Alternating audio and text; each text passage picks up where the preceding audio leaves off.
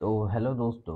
आज हम chapter number 3 पढ़ने वाले हैं जो कि है हमारा पॉलिटिकल साइंस क्लास 9th का चैप्टर नंबर 3।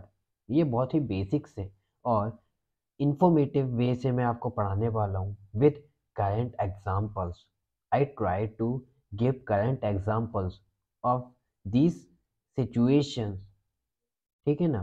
करेंटली में इनको हम किस तरह से है ना नोटिफाई कर सकते हैं वर्ल्ड में होते हुए, हर तरह से आपको बताऊंगा मैं।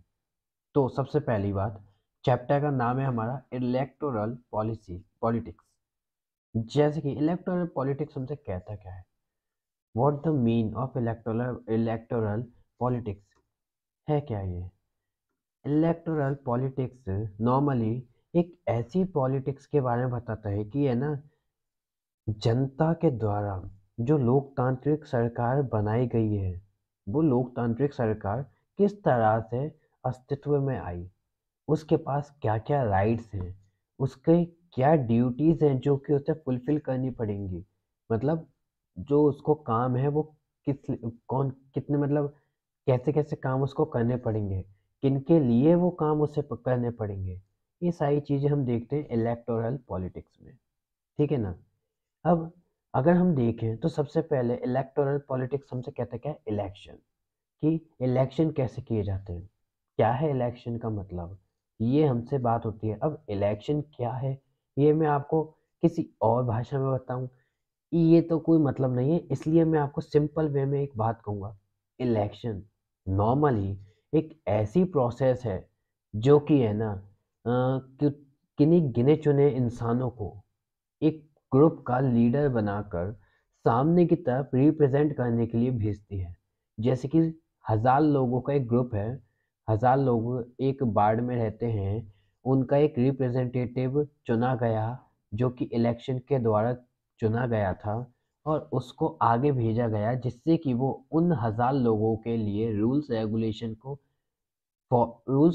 को बना सके, उन लोगों के हित में काम कर सके, जिससे कि ये 1000 लोगों की अर्थव्यवस्था इकोनॉमिक कंडीशन सुधरे, इनका स्टैंडर्ड ऑफ लिविंग बढ़े, ये इनको काम मिले। साथ ही साथ में इनके घर में जो दिक्कतें हैं, जैसे कि कोई बीमार हो गया तो अच्छी हॉस्पिटलिटी मिले, अच्छी हॉस्पिटल की ऐसे सिक्योरिटी मिले। साथ में इन्हें इतनी स्टैंडर्ड ऑफ लिविंग मिले कि इनके पास गाड़ियाँ हो, वो घर हो, ऐसी चीज़ें। फिर और भी काफ़ी सारी चीज़ें, जैसे कि इनको खाने के लिए सामान, जिस जगह पर ये रहते हैं वहाँ पर सारे सामान मिले, इंफ्रास्ट्रक्चर अच्छा हो जिससे कि लोग वहाँ पर घूमने आए। ऐसी चीज़ें देखने का काम करता है रिप्रेजेंटेटिव, जिसको चुनकर भेजते हैं इलेक्शन प्रोसेस के द्वारा, और इनको चुनने का काम किया जाता है नॉर्मल पीपल्स और सिटीजन्स के द्वारा। ठीक है ना। ये हमारा इलेक्शन होता है।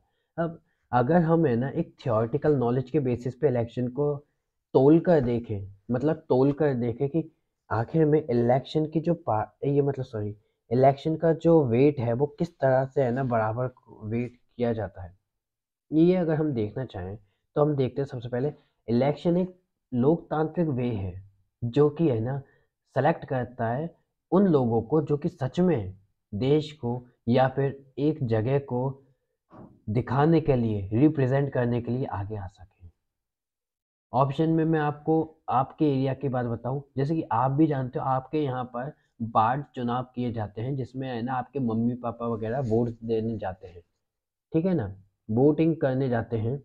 वो लोग इसलिए जाते हैं, वो लोग उस इंसान को जिताना चाहते हैं जो कि उनके रिलेशन मतलब आसपास का हो, या फिर जो कि अच्छा काम कर सके। तो उसको रिप्रेजेंट कर मतलब वो इंसान जिसको चुना गया है 1000 लोगों के द्वारा, वो जाएगा और जाकर रिप्रेजेंट करेगा इन 1000 लोगों को कि ये 1000 लोग जिन्होंने हम मुझे चुन के भेजा है, ये लोग ऐसा चाहते हैं, तो आपको ऐसा कुछ कानून बनाना चाहिए जिससे कि इन लोगों की इच्छाएं पूरी हो सके। और ये इंसान जिसको चुना गया है रिप्रेजेंटेटिव की तरह, ये इंसान के जो वे है, मतलब कि इसको चुनने का जो तरीका है वो पूरी तरह से फ्री और फेयर होना चाहिए। मतलब कि इस इंसान के द्वारा कोई दबाव नहीं देना चाहिए, दबाव नहीं होना चाहिए सामने वालों पे, जिससे कि है ना सामने जो लोग हैं वो है ना डंडे के जोर पे या फिर जान के डर के मारे इस इंसान को वोट दे। ठीक है ना, ये हमारा डेमोक्रेटिक वे से उसे चुनना हो गया। पहला पॉइंट हमने ये देखा। दूसरा point, they ensure they ensure that the representatives rule as per the wishes of the people. हमें ये भी देखना चाहिए कि जो रिप्रेजेंटेटिव्स हैं, ठीक है ना, जो प्रतिनिधि हैं, वो है ना इच्छाएं पूरी करें। जो लोग सिटीजन्स हैं जिन्होंने उन उस एक प्रतिनिधि को, उस एक रिप्रेजेंटेटिव को सामने इलेक्ट करके भेजा है, तो वो इलेक्शन के बाद आगे तो चला गया। तो ऐसा है कि इन जो लोगों ने उसको इलेक्ट किया है, वोट दे के आगे भेजा है, उन लोगों के लिए ये आगे पहुंचने वाला इंसान काम करे, जिससे कि इनकी पीछे वाले इंसान जिन्होंने उसको भेजा है, मतलब वोटिंग देने वाले इंसानों की इच्छाएं पूरी हो सकें, उनको अच्छा इंफ्रास्ट्रक्चर मिल सके, हॉस्पिटल्स मिल सकें, सड़कें मिल सकें, उनको ट्रांसपोर्टेशन की सुविधा मिल सके, जैसे कि रेल, बस, ऐसी चीज़ें। फिर हम देखते हैं इलेक्शन जो होता है, ठीक है ना, इलेक्शन जो होता है वो वोटर्स के द्वारा चुने गए एक रिप्रेजेंटेटिव के लिए होता है। मतलब 4-5 लोग खड़े हुए इलेक्शन में, अब उनको चुनेंगे कौन? वोटर्स। और वोटर्स कौन है? जो उस जगह के, मतलब उस देश के सिटीजन्स हैं, वही तो ये वोटर्स है ना। तो वोटर्स ने उनको चुना और चुन करके आगे भेजा। और यही जो आगे जाने वाले लोग हैं, यही क्या करेंगे? यही कानून बनाएंगे सब वोटर्स के लिए। और साथ ही साथ में ये गवर्नमेंट को भी है ना दिखाएंगे, गवर्नमेंट भी बनाएंगे जो कि ज़्यादातर डिसीजंस को, ज़्यादा बड़े बड़े डिसीजंस को देश के लिए लेगी। आज के वक्त में हम देखें तो जैसे मोदी सरकार क्या है? रिप्रेजेंटेटिव ही तो है, देश की रिप्रेजेंटेटिव, जिसको हम सब ने चुन के भेजा है। अब हम सब ने तो मोदी सरकार को चुन के भेजा, काम, डिसीजंस जो लेने के काम है, कानून जो बन रहे हैं देश में, वो कौन कर रहा है? वो तो ये मतलब मोदी सरकार कर रही है ना, रिप्रेजेंटेटिव कर रहे हैं ना। अब 370 धारा जो जम्मू कश्मीर में लगाई गई थी पहले, वो हटा दी ना। वो कैसे? रिप्रेजेंटेटिव ने हटाई, उन्होंने देखा कि 370 हटानी पड़ेगी, ऐसे हटाई। बाहर जो विदेश में है, मतलब पाकिस्तान में जाके जो हमले की एक उनको मुंह तोड़ जवाब दिया था उरी और पुलवामा अटैक के वजह से, बाद हमारे भारत के रिप्रेजेंटेटिव ने, मतलब अ, हमारी गवर्नमेंट ने, सरकार ने, तो वो कैसे अपने ही तो उन्होंने डिसीजन लिया था कि है ना, रात को सोचा कि हम है ना अब अटैक करने के लिए जाते हैं, और सुबह जाके बात बताई कि है ना हमने कई सारे आतंकवादियों को वहां पे घुस के मार दिया। अचानक से ये जो करेंसी थी वो चेंज हो गई, जीएसटी टैक्स लगा दिया। कौन कर रहा है ये काम? ये काम वह लोग कर रहे हैं ना, वो लोग जिनको हमने इलेक्ट करके वोट देकर आगे भेजा है हमारे लिए काम करने को। ये लोग इन काम को कर रहे हैं। सबसे ज्यादा डिसीजन लेने की ताकत किनके पास? इन्हीं लोगों के पास जिनको हमने चुन के भेजा है आगे। अब जो ये वोटर्स है जिन्होंने पार्टीज को वोट किया है और है ना उन लोगों को आगे भेजा है, ठीक है, उनके लिए पॉलिसी बनाना और उनको गाइड करना, साथ ही साथ में लॉ बनाना गवर्नमेंट का काम है। मतलब the voters can choose the party. Voters ने पार्टी को चुना कि भाई ये कांग्रेस का सदस्य है, इसको हम वोट दे देते हैं। भाई ये भाजपा का है, ये आप पार्टी का है, ये है ना ममता बनर्जी की पार्टी का है, तो उनको वोट दे देते हैं हम, हमारी तरफ से तो ये पार्टी जीतनी चाहिए। अब उसको उनको वोट दे दिया। उनको वोट देने का सीधा मतलब ये रहा कि है ना अब गवर्नमेंट चुनी जाएगी इस वोट के जरिए, इस वोट के आखिर में देखेंगे जब। और साथ ही साथ में ये जो गवर्नमेंट चुनी गई है वो पॉलिसीज बनाएगी, गाइड करेगी और लॉ को क्रिएट करेगी, मतलब कानून बनाएगी। ठीक है ना, इसकी जो कानून प्रक्रिया होगी, नीतियाँ जो होंगी, वो देश के सिटीजन्स को इफेक्ट करेंगी। इसलिए गवर्नमेंट अच्छी और समझदार होनी चाहिए, ये जरूरी है। अगला पॉइंट हम देखें तो इलेक्शन जो होते हैं वो एक मैकेनिज्म की तरह होते हैं, मशीन की तरह होते हैं। जैसे कि एक वक्त में आपने एक मशीन ली, 2-4 साल बाद वो मशीन आपके लिए पुरानी हो गई। अब वो मशीन है ना उतना अच्छा इफेक्ट नहीं दे रही है आपको, तो आप उस मशीन को फेंक दोगे, आप उस मशीन का यूज करना बंद कर दोगे। सेम इलेक्शन कहता है आपसे, अगर कोई नेता एक समय पीरियड तक, एक मैच्योरिटी डेट तक, जैसे कि 5 साल है अपने भारत में काम अच्छा नहीं कर पाए, तो उसको अगली बार आने मत दो, तो उसको बाहर निकाल दो। ये चीज़ हम इसमें देखते हैं।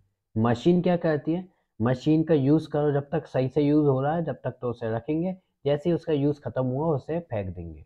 ऐसे ही जो पार्टी अपना काम अच्छे से कर रही है उसको हम रखेंगे, और जो पार्टी अपना काम अच्छे से नहीं कर रही उसको हम बाहर फेंक देंगे कि चल बाहर निकल, तेरी हमें ज़रूरत ही नहीं भाई, तूने, हमने तेरे को चुन के भेजा 5 साल के लिए, तूने काम क्या किया, सिर्फ अपनी जेबें भरने का, तो हम तेरे को अगली बार नहीं चुनने वाले, तू निकल। ठीक है ना, ये चीज़ हम देखते हैं पॉलिटिक्स में।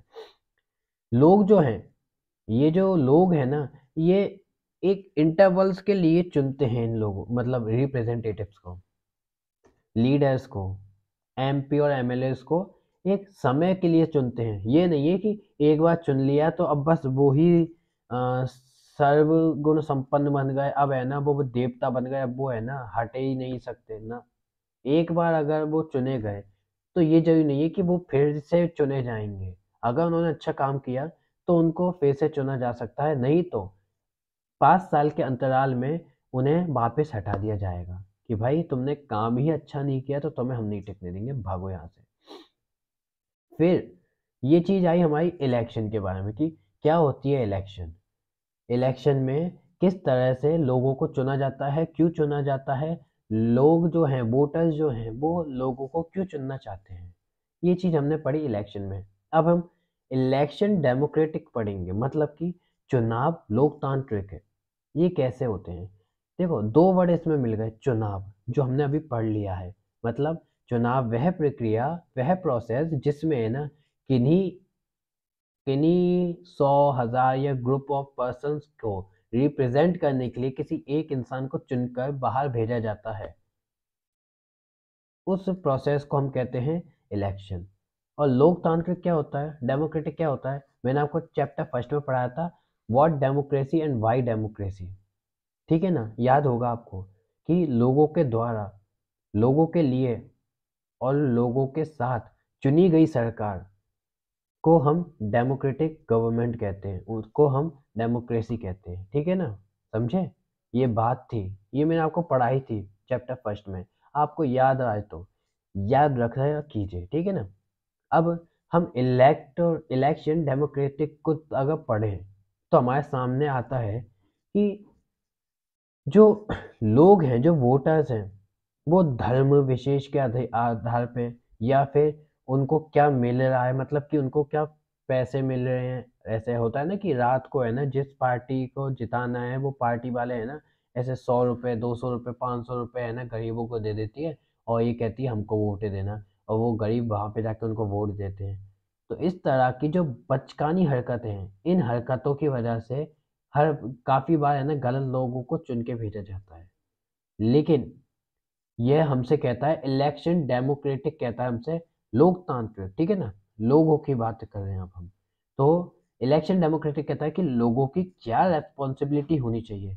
लोगों की सबसे पहले रेस्पॉन्सिबिलिटी कि लोग है ना चूज करने में एबल हो, मतलब कि उनमें सक्षमता हो कि है ना वो सही इंसान को अपना रिप्रेजेंटेटिव बनाकर आगे भेजें। ये होना चाहिए सबसे पहली चीज़। ऐसा नहीं कि किसी को भी उठा के उन्होंने रिप्रेजेंटेटिव बोल दिया और है ना आगे भेज दिया, मतलब रात को उसने है ना दारू की बोतल दे दी और मतलब बकरी की टांग दे दी, बात खत्म यहाँ पे। और उसको है ना फिर सुबह है ना जिता करके अपना रिप्रेजेंटेटिव बना लिया। ऐसे लोग नहीं चाहिए, चाहिए ऐसे लोग जो सोच समझ कर वोटिंग करें। ठीक है ना, ये चीज़ हमने देखी। फिर इसी चीज़ में everyone everyone should have one vote, हमें ऐसे वोटिंग चाहिए कि जहाँ पे है ना सभी को वोट डालने का, मतलब एक वोट डालने का अधिकार हो, एक से ज़्यादा वोट नहीं डाले, और सबके एक वोट की वैल्यू, सभी के एक वोट की वैल्यू एक हो। मतलब ऐसा नहीं कि यहाँ जहाँ पर एक इंसान जो मेजोरिटी में है उसकी है ना एक वोट की वैल्यू एक है, और जो माइनॉरिटी में वो दो इंसानों के वोट की वैल्यू एक होगी, ऐसा नहीं होना चाहिए। होने का मतलब यही है कि एक इंसान के एक वोट मिलना चाहिए और वही वोट की वैल्यू हर इंसान के बराबर होनी चाहिए। जितने इंसानों को वोटिंग की जो हमने पावर दी है, उनकी जो वैल्यू है, सेम वैल्यू उस इंसान की होनी चाहिए जो कि मेजॉरिटी में हो आता हो, चाहे माइनॉरिटी में आता हो, चाहे किसी भी वर्ग का हो। हर किसी की वैल्यू बराबर होनी चाहिए, ठीक है ना। सेकंड पॉइंट हम इसमें देखते हैं, there should be parties and candidates to choose from freedom to contest and a wide choice for people. मतलब चुनने के लिए दल और उम्मीदवार, चुनने के लिए दल और उम्मीदवार हर चुना हर चुनाव लड़ने की अर्थात होने चाहिए और लोगों के लिए व्यापक विकल्प, मतलब छोड़ो। There should be parties and candidates, काफी सारी पार्टीज होनी चाहिए टू चूज फ्रॉम, जिसको है ना हम चुन सके। Freedom to contest and a wide choice of people, मतलब कि लोगों के सामने है ना कई सारी पार्टीज होनी चाहिए। ऐसा नहीं कि एक ही पार्टी को बार बार चुन करके भेजा जा रहा है और उसी पार्टी को है ना हर बार जिताया जा रहा है। ठीक है, जैसे कि मैं बात करूँ चाइना की। चाइना में क्या है, पीपीपी पार्टी, जो कि है ना ये जी जिनपिंग की पार्टी है, पिछले 30 सालों से बार बार जीतती आ रही। क्यों? क्योंकि उसके अपोजिट में कोई खड़ा ही नहीं होता है। तो ये कहते हैं कि सिटीजन को राइट होना चाहिए कि है ना उसके सामने 4-5 पार्टीज है, बड़ी बड़ी पार्टीज 4-5 या 10-12 जितनी भी हैं होनी चाहिए, जिसमें से किसी अच्छी पार्टी को देश के लोग हैं, जो देश देश के सिटीजन्स हैं, वो चुने और चुन करके आगे अपना रिप्रेजेंटेटिव बना करके भेजें। ये रेस्पॉन्सिबिलिटी होती है लोगों की, ठीक है ना। फिर election must be held at regular intervals, election होने चाहिए हर एक पीरियड, मैच्योरिटी पीरियड में। मतलब कि 5 साल हमारे भारत की कहें, किसी और जगह पर जैसे कि अमेरिका में 4 साल, तो उस पीरियड के अंदर इलेक्शन होने चाहिए। क्योंकि इलेक्शन नॉर्मली है ना एक इंसान को, एक रिप्रेजेंटेटिव को डराते हैं कि है ना भाई अगर हमने आज अच्छा काम नहीं किया तो है ना अगली बार हमें चुना नहीं जाएगा, इसलिए अच्छे काम करो। ठीक है, समझे। इंटरवल्स मतलब एक समय अंतराल तक उस इंसान को, उस रिप्रेजेंटेटिव को बैठाया रखा जाएगा वोटर्स के द्वारा। लेकिन अगर उसने काम नहीं किया तो आगे चल के हटा जाएगा, अगर काम किया तो उसे आगे फिर से चुना जा सकता है। फिर अगली जो पॉइंट है हमारा, उसमें कहा जा रहा है कि जो कैंडिडेट्स हैं, जो कि पार्टीज हैं जिनको चुना जाना है, वो इलेक्टेड होनी चाहिए। मतलब लोगों द्वारा पसंद किए जाने वाले उम्मीदवारों को चुना जाना चाहिए। ये नहीं कि रात को आपने चाय सुट्टा दे दी या फिर है ना बढ़िया से दारू चखना दे दिया और है ना रुपए दे दिए, अब है ना आपने वोट्स को खरीद लिया। इस तरह से नहीं होना चाहिए, बल्कि इस तरह से होना चाहिए कि सामने वाला जो है, जो काम अच्छा कर रहा है, अब हम उसे पसंद करते हैं, इसलिए है ना हम उसे चुने। ऐसे होना चाहिए, ना कि ऐसा कि उसने हमें कुछ दिया और उस वजह से हमने उसे चुन लिया। ये नहीं होना चाहिए। ये चीज़ हम देखते हैं इसमें, ठीक है ना। अब अगला पॉइंट हमसे कहता है कि जो इलेक्शन होते हैं वो अच्छे, फेयर, मतलब फेयर और फ्री एटमॉस्फेयर में होने चाहिए, डेमोक्रेटिक एटमॉस्फेयर में, कि वहाँ पर डर, धमकी और अन्याय और दबाव जैसी चीज़ें नहीं होनी चाहिए लोगों के ऊपर, सिटीजन्स के ऊपर जो वोट डालते हैं। उनको डराया धमकाया नहीं जाना चाहिए कि है ना तुम हमारी पार्टी को वोट देना, नहीं तो तुम्हें मार डालेंगे, नहीं तो तुम्हारे घर वालों को किडनैप कर लेंगे, नहीं तो तुम्हें, मतलब तुम्हारी नौकरी हम छीन लेंगे, कुछ ऐसी बातों से नहीं डराना चाहिए। डेमोक्रेटिक एटमॉस्फेयर के होते हुए इलेक्शन कराए जाने चाहिए। ये हम बात करते हैं इलेक्टोरल इलेक्शन डेमोक्रेटिक में, ठीक है ना। हमने 2 पॉइंट पढ़ लिए। हमने पढ़े इलेक्शन क्या होते हैं, ठीक है। उसमें हमने देखा इलेक्शन एक ऐसी प्रोसेस है जिसमें रिप्रेजेंटेटिव को चुना जाता है लोगों के द्वारा, सिटीजन्स के द्वारा, देश के नागरिकों के द्वारा। और देश के नागरिक ये चुनते कैसे हैं? वो चुनते अपनी वोटिंग पावर से, और इनको क्या कहा जाता है? इनको कहा जाता है वोटर्स, ठीक है ना? तो ये हमने पढ़ा पहला पॉइंट। दूसरा पॉइंट हमने पढ़ा इलेक्शन डेमोक्रेटिक, जिसमें हमने पढ़ा कि इलेक्शन डेमोक्रेटिक हमसे कहता है कि इलेक्शन तो हो गए, लेकिन अब वो इलेक्शन ऐसे होने चाहिए कि जो लोकतांत्रिक तरीके से हो, मतलब सरकार ऐसी हो जो कि बिना डराए धमकाए वोट लेकर आगे आई हो, जो कि मतलब ऐसे नहीं कि एक ही पार्टी बार बार है ना जीतती जा रही हो, कई पार्टियों को मौका मिले, जो अच्छा काम करेगी उसको जिताया जाए। ये सारी चीजें हमने पढ़ी इलेक्शन डेमोक्रेटिक में। अब अगला पॉइंट हमारा आता है पॉलिटिकल कंपटीशन। क्या होता है पॉलिटिकल कंपटीशन? एक सिंपल घटिया राजनीति, जिसको आप कहते हो ना कि कीचड़ में हाथ डालोगे तो हाथ सिर्फ गंदा होगा, वो कीचड़ यही होता है पॉलिटिकल कंपटीशन। जहाँ तक हमारी सोच है, पॉलिटिकल कंपटीशन कहता है कि एक ऐसा कॉम्पिटिटिव वे जिसमें सामने वाले को आप, जो कमजोर पार्टी है उसको डरा सकते हो, या फिर जो कमजोर पार्टी है उसको है ना आप अपनी पावर के बल पे हरा सकते हो। जैसे वोटिंग, आपने है ना वोटिंग मशीन को, ईवीएम को ही अपना बना लिया, ईवीएम को ही खरीद लिया, या फिर उसमें है ना माल फंक्शन कर दिया, जिससे कि जो भी है ना किसी और पार्टी को वोट देगा तो वोट सीधे सीधे आपकी पार्टी में आ जाएगा, चाहे उसने है ना आपको वोट दिया भी ना हो, ठीक है। दूसरा इसमें होता है कि ऐसा तरीका जिसमें आपने रात में है ना इलेक्शन से कुछ दिन पहले रात में बेच दिए, मतलब कुछ सामान दिए, और है ना उन जो नागरिक हैं, जो सिटीजन्स हैं, उनके वोट्स को खरीद लिया। ये होती है इलेक्शन कंपटीशन, ठीक है ना। अब पॉलिटिकल जो कंपटीशन है वो क्या हो, मतलब उसके कुछ डीमेरिट्स के बारे में हम देखें। डीमेरिट्स मतलब उसकी कुछ गलत घटिया बातों के बारे में हम देखें, तो वो क्या होती है? ये दो तरह से हम काउंट अप कर सकते हैं। पहला वे पॉलिटिकल कंपटीशन की मेरिट्स, और दूसरा डीमेरिट्स। पहले हम डीमेरिट्स को देखते हैं, ठीक है ना। पहली डीमेरिट्स हमसे कहती है ये एक sense of disunity of party politics को डेवलप करती है, मतलब कि सेंस ऑफ डिसयूनिटी, ये सबको अलग थलग करती है, दलीय राजनीति बनाती है। कि आज, जैसे कि मान के चलिए आज भाजपा की, हमारे भारत में आज हमारी बीजेपी की पार्टी है, तो जो कांग्रेस के कुछ लीडर्स हैं जो कि चुने गए हैं, जो इलेक्शन में जीते हैं, वो चाहते हैं बीजेपी में ज्वाइन होना। बीजेपी ने कार्ड दिया उनको कि आ जाओ, आना चाहो तो, और कांग्रेस में उठ के चले गए। ये हो गए दलीय राजनीति, मतलब जीतने वाली की तरफ लुढ़क के पहुंच जाओ, ठीक है। दूसरा हमारा देखते हैं इसमें पार्टी पॉलिटिक्स, मतलब कि ऐसी भावना पैदा करते हैं जिसमें है ना फूट पड़े, जिसमें लड़ाई झगड़े हो दोनों पार्टीज में। कई बार आपने है ना न्यूज़ में देखा है कि एक दूसरे को गाली बकते रहते हैं नेता, कोई कोई नेता, जिनमें पेशेंस नाम की एक कमी होती है, ठीक है।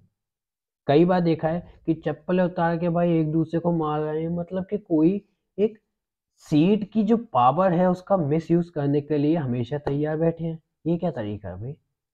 सवाल पूछें तो ये एक फूट और दलीय राजनीति है, मतलब कि ये sense of disunity of party politics में काउंट अप की जाने वाली बातें हैं। फिर अगला पॉइंट हम देखते हैं party level allegation against each other of using dirty tricks to win election. वही डर्टी ट्रिक्स, सेम एज रात को दिया और सुबह वोट खरीद लिया, या फिर वोट जिसको देना है, जो पार्टी है ना अभी ताकतवर है थोड़ी सी, उसको दबा कर उसकी ताकत को मिटा देना है। ये होती है गलत तरीके, dirty tricks to win the election. अगला पॉइंट है थर्ड पॉइंट, जिसमें हम कहते हैं long term policies can't be formulated. सही बात क्यों है ये? मतलब जो बड़े समय के लिए दीर्घकालीन नीतियां बनाई जाती हैं वो चलती नहीं है, क्यों? हमारे देश में 5 ईयर प्लान ही क्यों है? नीति आयोग के द्वारा आज के वक्त में 5 ईयर प्लान ही क्यों अपनाए जाते हैं? 2017 तक 5 ईयर प्लान चलते थे, आज उसका नाम बदल के नीति आयोग कर दिया गया है। पर क्यों? ये 5 साल के ही क्यों होते हैं? वजह इसकी सिंपल है, क्योंकि जब सरकार ही 5 साल की है तो फिर ये भी तो 5 साल के होने चाहिए ना। मतलब मान के चलिए आज ये सरकार जीती, मतलब बीजेपी जीती है, अब अगली बार बाई चांस मे बी कोई और पार्टी जीत जाए। अब वो और पार्टी जो जीतेगी वो बीजेपी का काम थोड़ी करेगी, जो बीजेपी ने बातें रखी हैं वो थोड़ी करेगी। कि बीजेपी ने कहा है इंटरलिंक प्रोजेक्ट बनाना है जिससे कि पूरे देश में, पूरे मतलब साउथ इंडिया और नॉर्थ इंडिया दोनों जगह पर पानी की किल्लत ना हो, पानी है ना ढंग से पहुंचे, नदियों को जोड़ देना इंटरलिंक प्रोजेक्ट के द्वारा। फिर कई सारे डैम्स बनाना, किसानों के लिए अच्छे काम करना। ये अगर बातें उठाई बीजेपी ने और अगली बार है ना कांग्रेस जीती या फिर आप पार्टी जीती, ये कोई भी जीती, तो वो इन बातों को थोड़ी पूरा करेगी। वो तो अपने वादे देगी ना कि हम क्या चाहते हैं हम वो करेंगे, हमने जो वादे करे हम वो वादों को पूरा करेंगे। वो तो उन वादों को देखेगी ना। तो यही बात कह रही कि लॉन्ग टर्म जो पॉलिसीज हैं वो सक्सेस ही नहीं कर पाती, इसलिए शॉर्ट टर्म, शॉर्ट टर्म भी नहीं कहेंगे, इंटरमीडिएट टर्म पॉलिसीज को यूज किया जाता है, जो कि 5 साल के अंतराल में बनाई जाए और उनको देश में लागू किया जाए, देश में उनको चलाया जाए। ठीक है, अगला पॉइंट हम देखते हैं, good people do not enter politics. सीधी बात यू ऐसी है कि है ना जो अच्छे लोग हैं ना वो इन इन जैसी चीजों से, डर्टी पॉलिटिक्स से दूर रहना चाहते हैं। और अभी मैंने आपको बताया था डर्टी ट्रिक्स क्या होती है, डर्टी पॉलिटिक्स क्या होती है। ठीक है, अब इसके मेरिट्स देखें। मेरिट्स इसका सबसे बड़ा तो एक ही है, एक सरकार है, ठीक है, आपने उनको चुना, उनको पता है कि उनके पास 5 साल है काम करने की, लेकिन अगर उन्होंने 5 साल के अंदर काम नहीं किया तो उनको अगली बार चुना नहीं जाएगा, क्योंकि उन्होंने काम ही नहीं किया। तो इस डर के मारे कि उनको फिर से चुना जाए, 5 साल बाद इन्हीं को चुना जाए, इसलिए ये लोग, इसलिए जो लोग हैं पॉलिटिक्स में, पार्टीज हैं जो जीती है, वो है ना काम करती है डर के मारे कि हमें काम करना पड़ेगा जिससे कि हर हर 5 साल में हमें वापस से चुना जाए। ठीक है, हम इसकी थ्योरेटिकल वे से पढ़ें तो इलेक्शन आर गुड, मतलब जो चुनाव हैं वो अच्छे हैं, लेकिन क्यों? बिकॉज, आंसर है because they force the ruling party to perform, क्योंकि वो जो जीती हुई पार्टी है उसको काम करने के लिए ऐसे फोर्स करती है, दबाव डालती है कि वो काम करे। The government is aware that, क्यों? अब वो काम क्यों करे, दबाव कैसे डालती है? दबाव ऐसे डालती है कि है ना उसे पता है, मतलब सरकार को पता है कि that it will be voted out of power if it does not perform as the people expected. मतलब कि उसे पता है, सरकार को पता है कि अगर वो है ना काम नहीं करेगी तो वो अगली बार उसको है ना वोट नहीं मिलेंगे इतने जितने की उसे जरूरत है जीतने के लिए। ये चीज हम देखते हैं मेरिट्स में। ठीक है ना, अब हमने पढ़ लिए हैं 3 पॉइंट्स। हमने पढ़ लिए इलेक्शन, हमने पढ़ लिया है इलेक्शन डेमोक्रेटिक, ठीक है, फिर हमने पढ़ लिया है पॉलिटिकल, पॉलिटिकल नेचर, मतलब कि हमने पॉलिटिकल कंपटीशन का भी एक पॉइंट पढ़ लिया है। अब हम पढ़ते हैं इसका आवर इलेक्शन सिस्टम।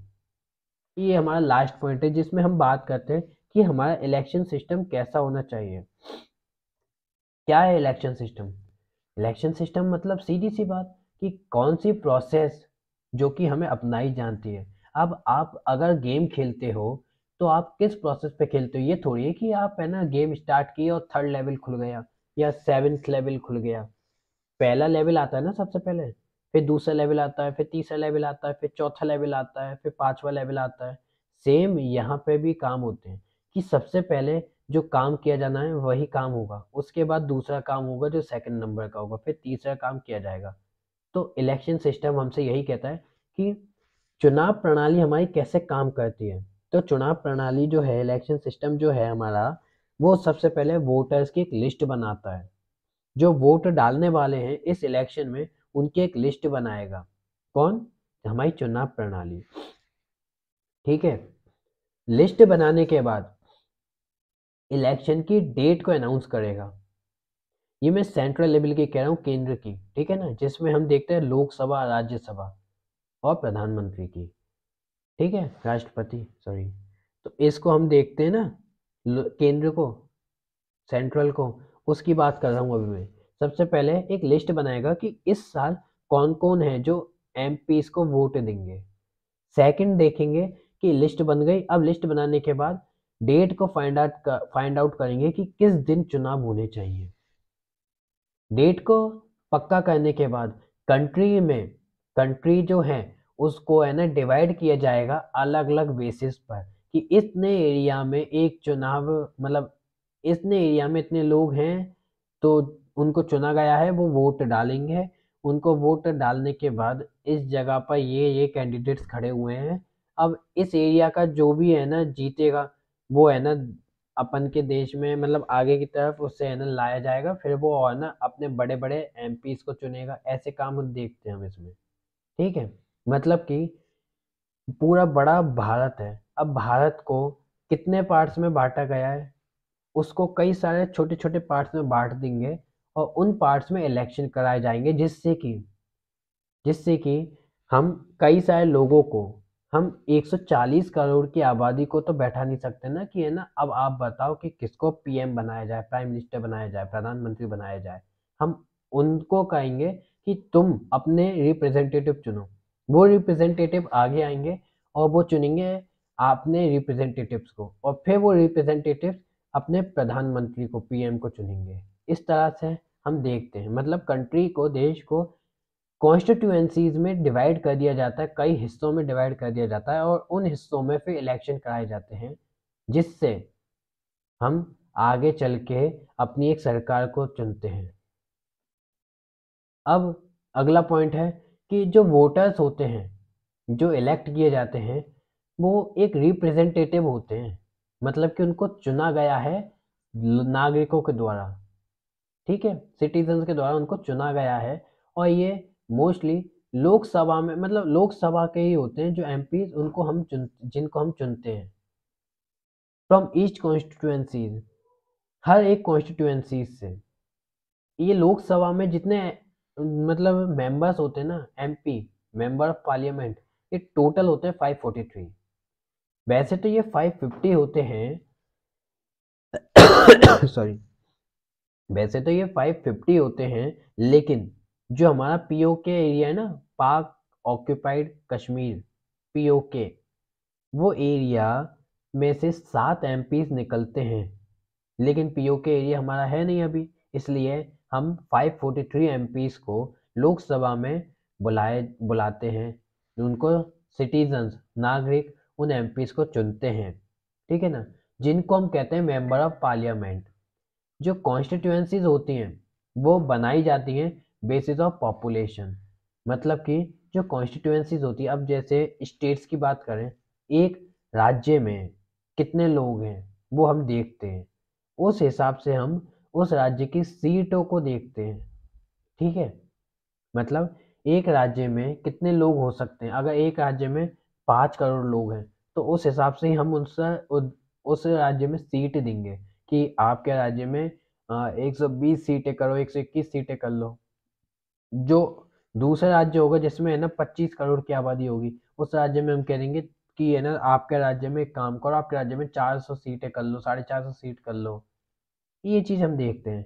ठीक है ना, कॉन्स्टिट्यूएंसीज में जो बांटा गया है, उन कॉन्स्टिट्यूएंसीज का एक समय पे एक मतलब है ना, पॉपुलेशन के बेसिस पे वो अपने रिप्रेजेंटेटिव को चुनते हैं। समझे? फिर अगला पॉइंट हमसे कहता है इसी तरह से स्टेट में भी डिवाइड किए जाते हैं। पहले तो हमने पढ़ा केंद्र का, सेंट्रल लेवल का। अब हम पढ़ते हैं स्टेट लेवल के कॉन्स्टिट्यूएंसीज को जो चुने जाते हैं। ठीक है, जो स्पेसिफाइड नंबर ऑफ मेंबर्स होते हैं उनको कहते हैं, जो मतलब लोकसभा में बैठते हैं, मतलब सेंट्रल लेवल, केंद्र के लेवल पे जो हैं उनको हम कहते हैं एमपी, मेंबर ऑफ पार्लियामेंट। लेकिन जो हमारे स्टेट के होते हैं, हमारे राज्य के होते हैं, उनको हम कहते हैं MLA, member of legislative assembly. ठीक है ना, अब इन लेजिस्लेटिव असेंबली की अगर हम बात करें तो ये जो लेजिस्लेटिव असेंबली है ना, इनकी वो भी सेम तरह से चुना जाता है। मतलब इनकी भी एक इलेक्टोरल लिस्ट बनाई जाती है जिसमें वोटर लिस्ट होती है। मतलब यहाँ पर कितने लोग हैं जो वोट डालने के मतलब वोट डालने में आ सकते हैं। कितने लोगों की एज 21 साल से प्लस हो चुकी है, उनको अब वोट डालने का अधिकार है। 21 साल 18 साल जो भी हो, या अपन के 21 है, तो उनको वोट डालने का अधिकार है। आओ और वोट डालो, ठीक है ना। ये हम देखते हैं। साथ ही साथ में जब इलेक्शन की प्रक्रिया पक्की हो जाती है कि है ना इतने लोग वोट डालने के लिए इस बार चुने गए हैं, तो अब डेट पक्की करो कि किस दिन इलेक्शन कराए जाएंगे। फिर डेट पक्की करने के बाद पार्टी जो है, जो खड़ी हुई है उस इलेक्शन में, उनका एक मैनिफेस्टो होना चाहिए। मैनिफेस्टो मतलब घोषणा पत्र, कि हम क्या क्या वादे पूरे करेंगे अगर हमको चुना गया तो। वो अपनी नामांकन कराएंगे, पार्टीज अपनी नामांकन कराएंगे कि उनके क्या क्या काम, मतलब उनका क्या नाम है पार्टी का, उनका चुनाव चिन्ह क्या है, ठीक है, उनका अगर कोई मोटिव है तो मोटिव क्या है, उनका लोगो क्या है, ठीक है, उनके पार्टी में कितने मेंबर्स हैं। ये सारी चीज़ें मैनिफेस्टो में आएंगी। ये सारी चीज़ें हम देखते हैं जो कि एक स्टेट लेवल को काउंट अप किया जाता है, ठीक है। यहाँ पे हमारा चैप्टर हो चुका है ख़त्म, और मुझे उम्मीद है कि आपको ये चैप्टर बहुत अच्छे से समझ में आया होगा। मैंने बिल्कुल बेसिक वे से आपको ये चैप्टर समझाया है। मिलते हैं आपसे अगली वीडियो में। अगर आपको ये चैनल मतलब अगर आपको वीडियो पसंद आया तो देख लीजिए, पूरा तो देख ही लिया आपने। लाइक या सब्सक्राइब मैं आपसे कहूँगा नहीं, क्योंकि पता है मुझे आपसे कहने का कोई असर तो पड़ेगा नहीं। आपने देखा वही मेरे लिए काफ़ी है। मिलते हैं आपसे अगली वीडियो में। अभी के लिए tata bye bye, good night.